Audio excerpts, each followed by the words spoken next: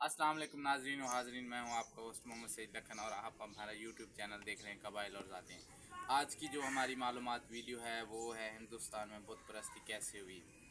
इब्तदाई ज़माने में हिंदू हज़रत नूह अलैहिस्सलाम की शरीयत के पैरोकार थे और खुदा पर ईमान रखते थे। हज़रत नूह अलैहिस्सलाम के पोते हज़रत हिंद ने अपने बुज़ुर्गों को खुदा की इताअत करते देखा और बाद में भी ये तरीका जारी रखा। महाराज किशन के बेटे महाराज के ज़माने में एक शख्स ईरान से हिंदुस्तान आया।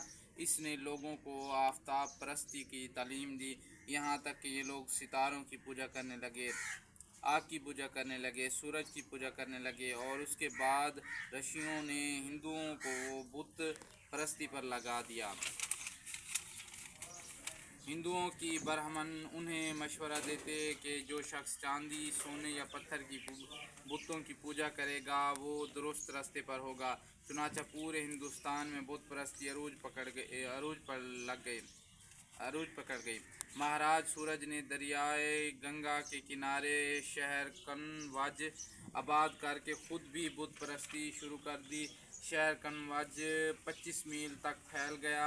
महाराज सूरज की हुकूमत 250 साल तक कायम रही और बुत परस्ती अरूज पकड़ गई।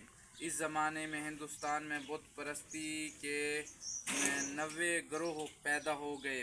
बादशाह महाराज के 35 बेटे थे और सबसे बड़ा लहराज था जो उसका जानशीन हुआ।